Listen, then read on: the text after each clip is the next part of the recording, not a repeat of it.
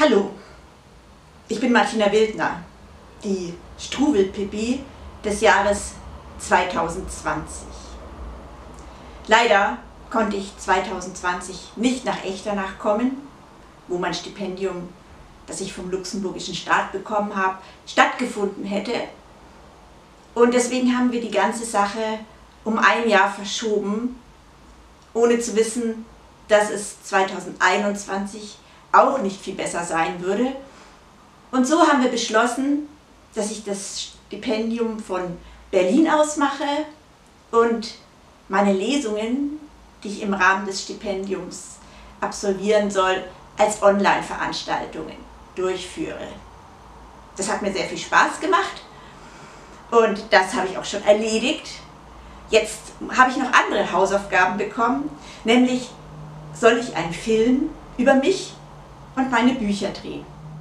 Das Schöne an der virtuellen Welt ist, dass ihr dadurch bei mir zu Gast sein könnt in meinem Arbeitszimmer. Das zeige ich euch jetzt mal kurz. Hier mein Bücherregal. Klar, ich habe viele Bücher, ich bin Schriftstellerin. Und hier mein Arbeitsplatz mit Kaffee. Sehr wichtig. Aber das Wichtigste sind, glaube ich, meine ganzen Notizen. Ich male und zeichne ja sehr gerne und möchte euch meine Bilder in der Wohnung zeigen. Hier, das sind 2 Zeichnungen mit Kugelschreiber.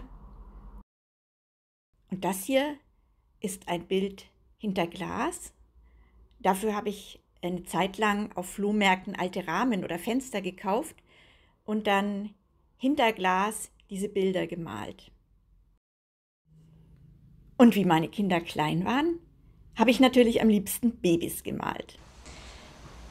Ich zeige euch jetzt ganz verschiedene Ausschnitte aus meinem Werk.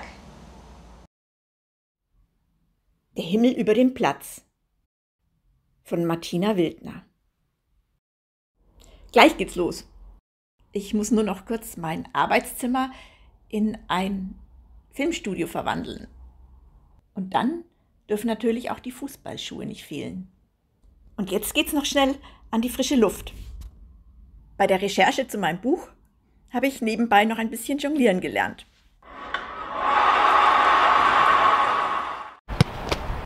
Ich bin natürlich nicht hier, um Fußball zu spielen, sondern um euch mein neues Buch vorzustellen, Der Himmel über dem Platz.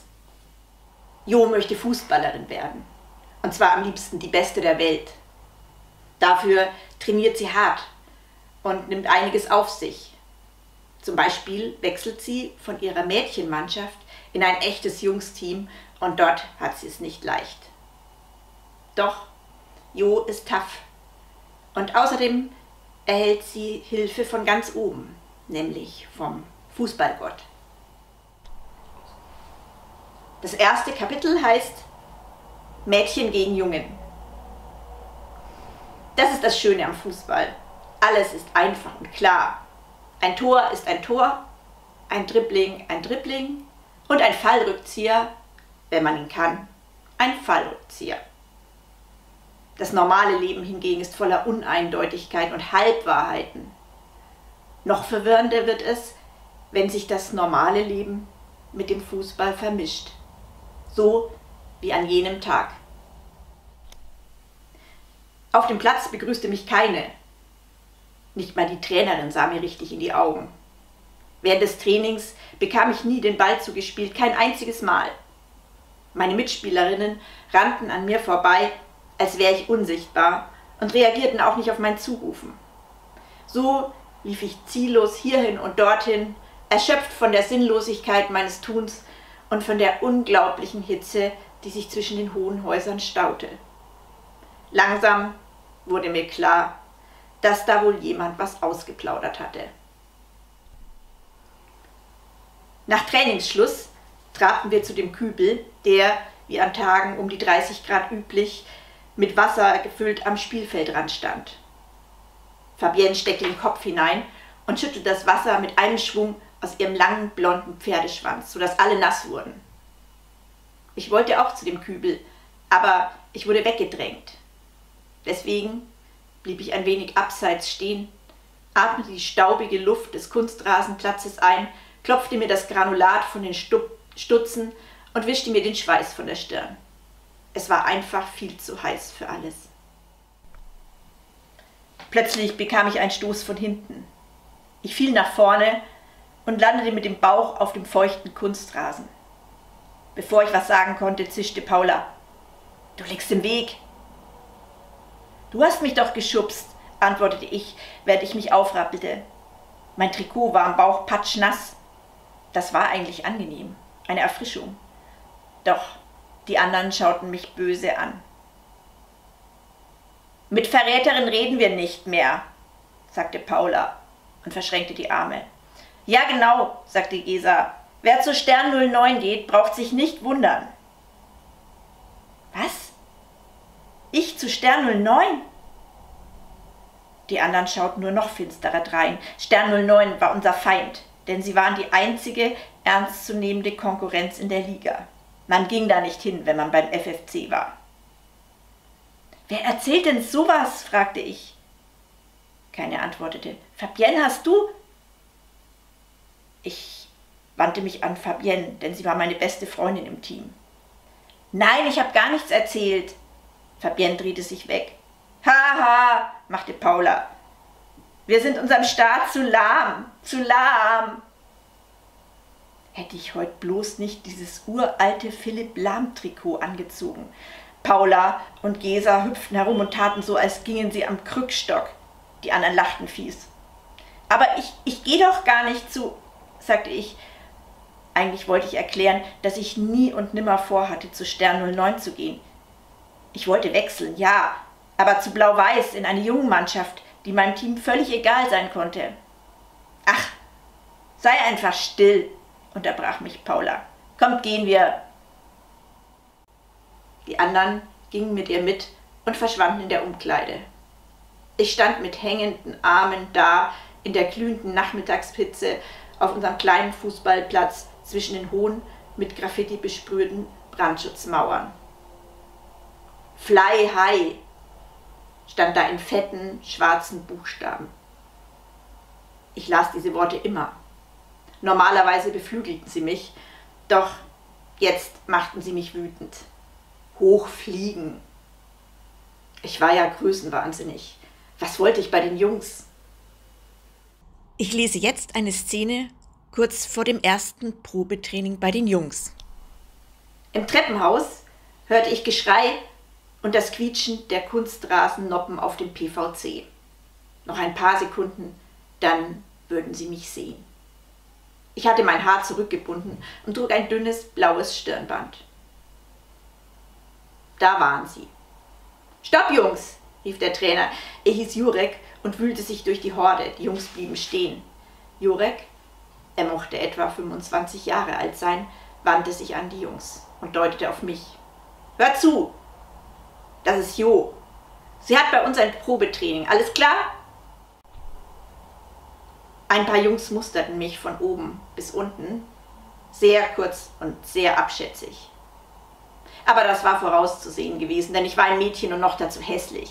Ein Mädchen mit dünnem, schnittlauchglatten Haar, Kartoffelnase, matschgrünen Augen, schmalen Mund und zu großem Kinn.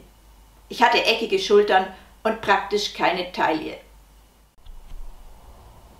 Rasch interessierte sich die Horde schon nicht mehr für mich und drängte sich lärmend an mir vorbei zur Tür hinaus, jeder in seinem blauen Trainingsshirt. Weil dadurch alle gleich aussahen, waren mir nur zwei Jungs auf den ersten Blick aufgefallen. Einer mit knallrotem Haar wie Ron Weasley und einer mit Undercut. Schon das Erwärmungsprogramm war 10-mal anstrengender als das bei meiner Mädchenmannschaft. Wir machten komplizierte Passübungen und ich musste mich sehr konzentrieren, um mithalten zu können. Eine Übung kannte ich gar nicht und vor Aufregung verstand ich auch Jureks kurze Erklärung nicht richtig. Gleich der erste Ball ging total daneben und der Undercut stöhnte hörbar auf. Als mir die Übung beim zweiten Mal auch nicht gelang, drehte er sich genervt weg und als ich den Ball das dritte Mal bekommen sollte, schoss er ihn mir so scharf zu, dass ich ihn gar nicht bekommen konnte. Irgendjemand lachte. Mein Kopf musste ganz rot sein inzwischen. Zum Glück war jetzt erstmal Trinkpause. Danach sollte ein kleines Spiel stattfinden. Ich hoffte, da punkten zu können. Jurek teilte die Mannschaften ein und fragte mich nach meiner Position. Wo spielst du normalerweise? Am liebsten Mittelfeld oder Sturm? Haha, Sturm, rief der Undercut, der übrigens Niklas hieß, und lachte. Die anderen lachten mit. Ruhe, schnauzte Jurek. Gut, Jo spielt im Mittelfeld, also los. Im Spiel durfte ich nichts falsch machen, auf gar keinen Fall. Ich hatte 3 Ballkontakte. Aus dem einen resultierte ein Fehlpass, der andere belief sich auf eine kurze Berührung, denn der Rothaarige luchste mir den Ball sofort ab. Beim dritten machte ich einen fantasielosen Rückpass. Sehr indirekt diente er zwar dem Spielaufbau und danach, nach 7 weiteren Stationen, fiel sogar ein Tor für unsere Mannschaft. Aber mehr hatte ich nicht zum Spiel beigetragen. So, Schluss! Da habt ihr aber noch nicht alles gezeigt, das will ich morgen besser sehen.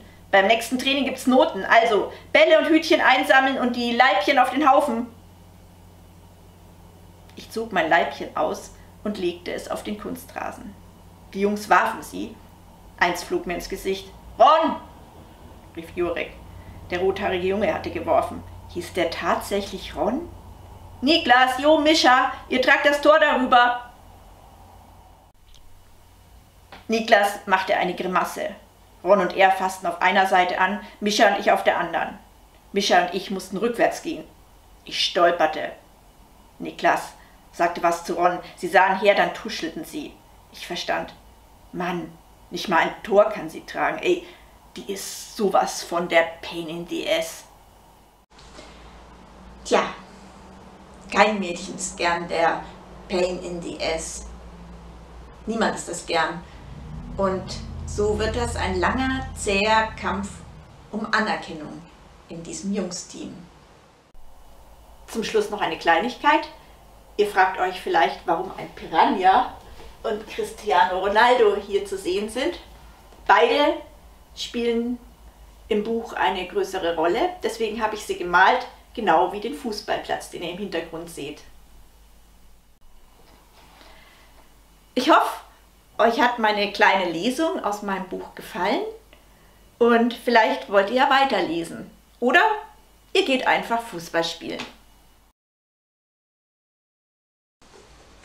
Das hier, Das schaurige Haus, ist ja mein erfolgreichstes Buch. Es ist in vielen Schulen Schullektüre und es wurde sogar verfilmt. Der Film hatte Ende Oktober 2020 Premiere, aber dann mussten ja alle Kinos schließen und deswegen hat die Filmfirma den Film an Netflix verkauft. Seit 14. Mai könnt ihr ihn dort sehen, wenn ihr wollt. Ich selber habe aber auch kleine Filme zu meinem Buch gemacht und im Folgenden seht ihr 2 kleine Trickfilme. Das schaurige Haus von Martina Wildner. Die Möbelpacker schwitzten, wir schwitzten. Es war sehr heiß an jenem Augusttag, an dem wir in das graue, etwas heruntergekommene Einfamilienhaus am Ende der Straße zogen. Föhn, erklärte mir mein Vater und zeigte auf die Wolken am Himmel. Hinter einem Hügel ragten die Alpen empor, als wären sie keinen Kilometer weit vom Dorf entfernt. In Wirklichkeit waren es über 20. Möbelstück für Möbelstück wanderte vom Laster über die moosige Einfahrt und durch die Eingangstür aus dunkel gestrichenem Holz. Vieles an dem Haus war so gestrichen: die Dachbalken, die Fensterrahmen, die Holzverkleidung und der Jägerzaun, der das Grundstück zu 2/3 umgab. Im Haus war es kühl, und obwohl es kein wirklich altes Haus war, roch es ein wenig modrig.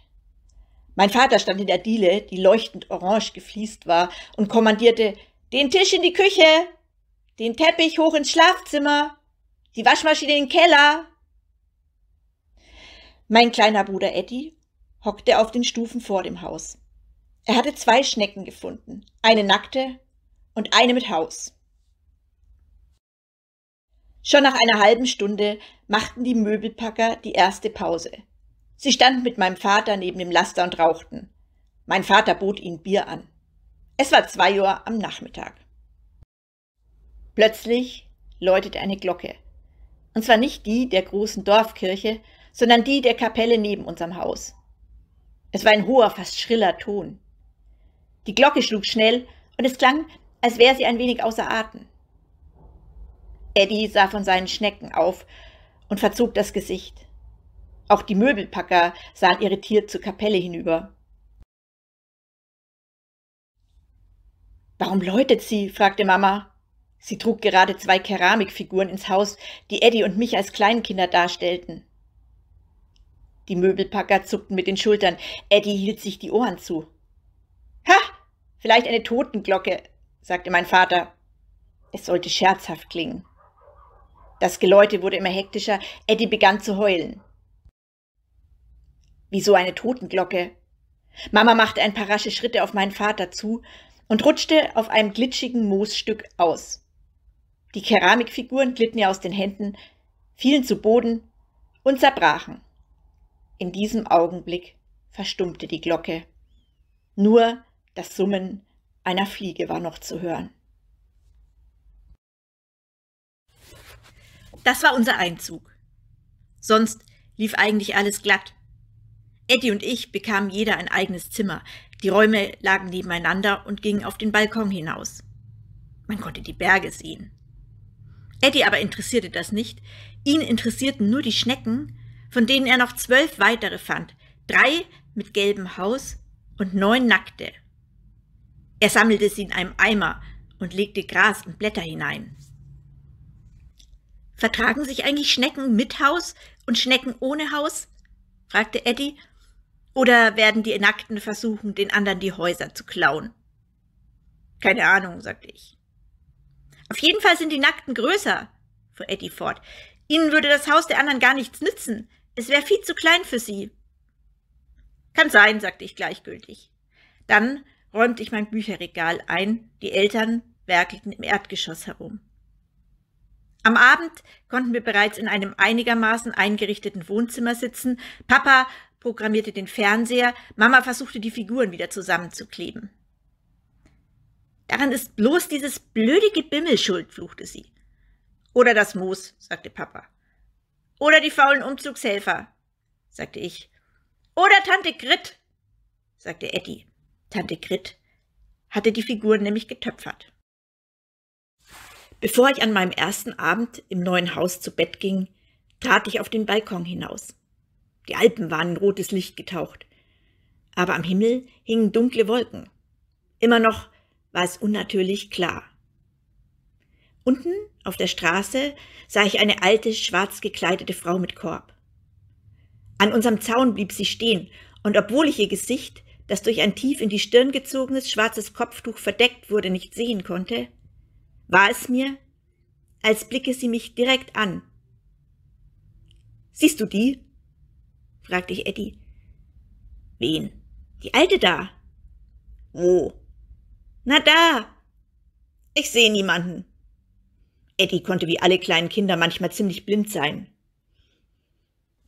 »Die Alte da unten am Zaun«, versuchte ich es nochmal. Eddie glotzte auf die Straße. Die Alte war längst weitergegangen und hinter der angrenzenden Friedhofsmauer verschwunden. »Welche Alte denn?« Ich gab's auf. Eddie interessierte ohnehin schon wieder was anderes. »Es gibt viel mehr Nacktschnecken als Schnecken mit Haus. Wieso ist das so?« »Weiß ich nicht.« »Sie kommen aus Spanien«, sagt Mama. »Hä, wieso aus Spanien?« »Wieso denn nicht?« Ich schwieg. Sich mit Eddie auf solche Gespräche einzulassen, führte zu nichts. Er würde am Ende sogar beweisen, dass die Schnecken Außerirdische seien. Und wenn man sich die Schnecken genauer ansah, war das gar nicht mal so abwegig. »Ich dachte, ihr seid schon längst im Bett«, sagte Mama und trat hinter uns auf den Balkon. »Aber ihr genießt wohl noch die Aussicht. Es ist wunderbar hier, oder?« 2. Kapitel.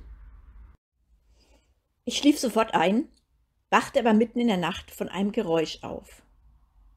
Mein erster Gedanke war Eddie. Doch Eddie heulte sonst lauter. Was ich wahrnahm, war nicht mehr als ein leises Gewimmer. Ich zog die Decke über die Ohren, das Wimmern drang trotzdem zu mir durch. Es klang hilflos und es war ein unheimlicher, hoher Ton dabei. Ein paar Minuten blieb ich liegen und ging sämtliche Tiere durch, die es hier gab. Kühe, Vögel, Schnecken. Nein, aber vielleicht Katzen. Dann hielt ich es nicht mehr aus und stand auf. Ich öffnete die Balkontür und lauschte nach draußen. Aber außer dem Rauschen des Regens, der irgendwann in der Nacht eingesetzt haben musste, war nichts zu hören. Das Wimmern kam aus dem Haus. Also doch, Eddie, dachte ich. Vielleicht heult er ja jetzt anders. Wir wohnen ja auch in einem anderen Haus. Ich ging das kurze Stück bis zu Eddies Zimmertür im Flur, ohne Licht einzuschalten. Eddies Tür war nur angelehnt. Ich stieß sie mit dem Fuß auf. Da saß Eddie in seinem Bett. Sein Gesicht war weiß. Es wurde von der Straßenlaterne draußen vor unserem Haus erleuchtet.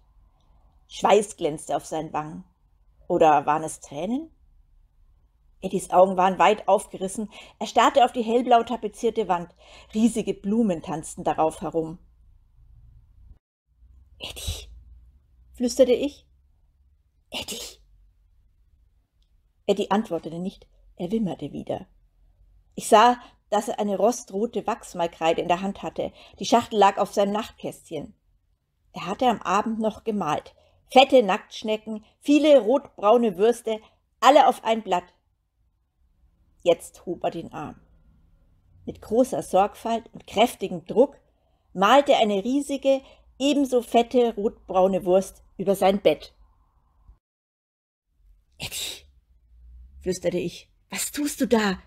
Du kannst doch nicht die Wand beschmieren.« Doch Eddie gab nur wieder diesen merkwürdigen Wimmerton von sich und malte eine zweite Schnecke, die die erste Schnecke an den Fühlern berührte.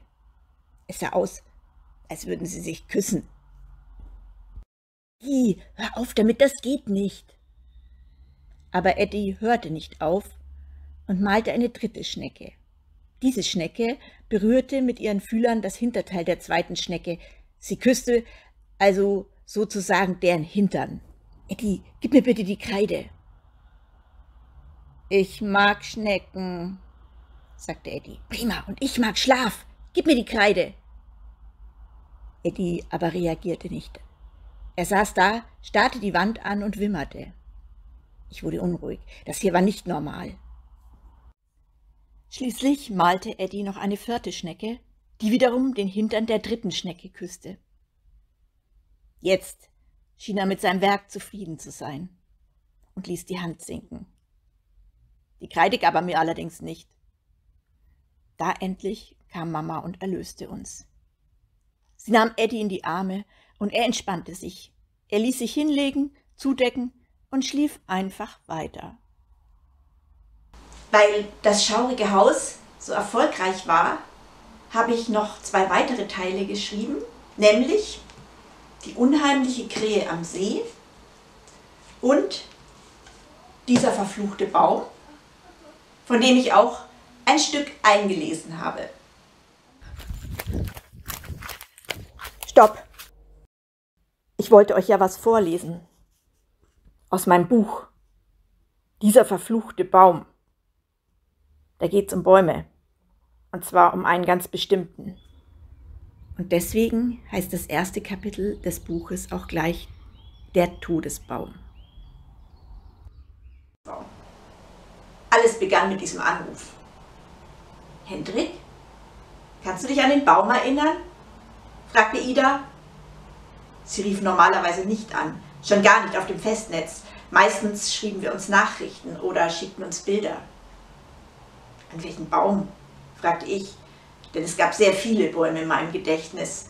Zum Beispiel den Ahorn gegenüber, den Kastanienbaum 2 Hochhäuser weiter, die Vogelbeere, deren Früchte mein kleiner Bruder Eddie mal probiert hatte, um sich besser in Vögel hineinversetzen zu können, und.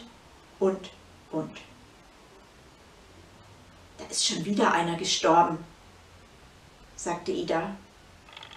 am Todesbaum. Jetzt wusste ich, welchen Baum sie meinte. Dass ich diesen Baum überhaupt kannte, lag an Idas Geburtstag am 23. Februar.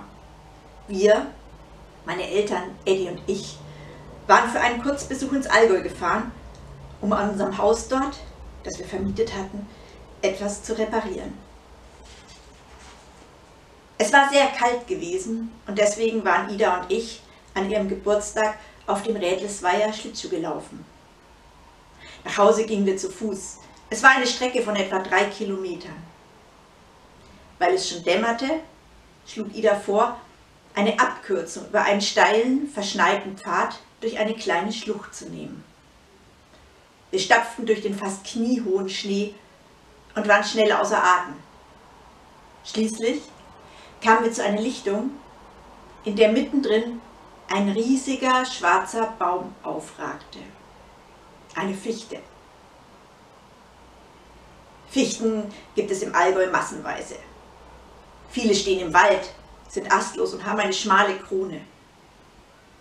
Diese Fichte jedoch war, weil sie allein wachsen durfte, breit, groß und mächtig.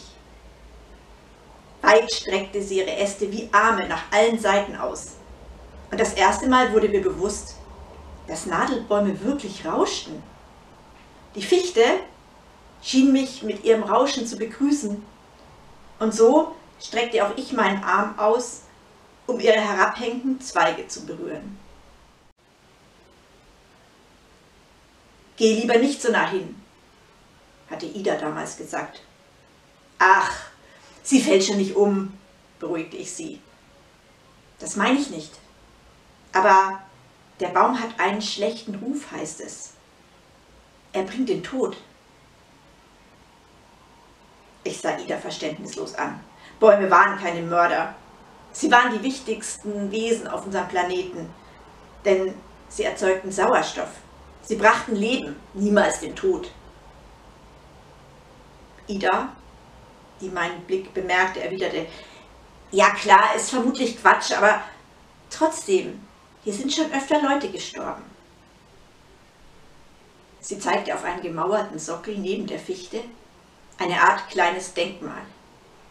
Hinter einem rostigen Eisengitter stand in der Nische eine grob geschnitzte weibliche Figur mit großen Augen und ausgestreckten Armen. Es war eine junge Frau, eher noch ein Mädchen. Ist sie? Ich zeigte auf die Figur. Ich meine, ist die eine von denen, die hier gestorben sind? Keine Ahnung. Das ist doch alles ewig her. Ziemlich scheußlich, die Figur. Die Figur war bemalt. Das geschnitzte Mädchen trug ein weißes Kleid und hatte gelbliches Haar. Die Farben waren verblasst. In den Ritzen hatte sich Dreck angesammelt. Wen Gott liebt, prüft er, las ich. In stillem Gedenken an unsere Gerlinde. Wie es weitergeht mit Hendrik, Ida und dem Todesbaum, erfahrt ihr, wenn ihr mein Buch zu Ende lest.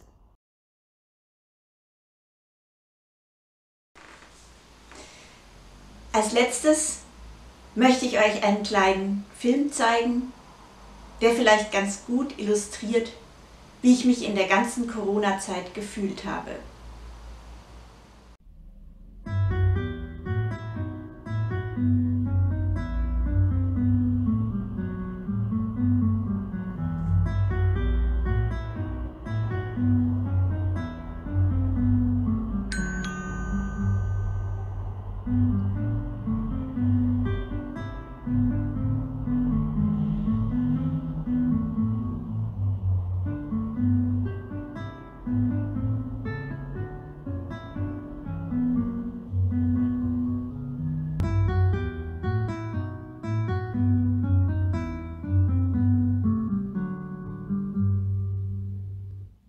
Damit verabschiede ich mich von euch.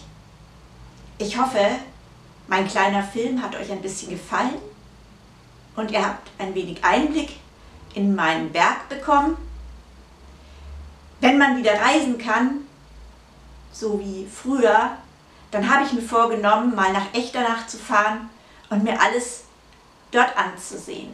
Denn ich bin schon sehr traurig gewesen, dass ich nicht kommen konnte. Auf Wiedersehen.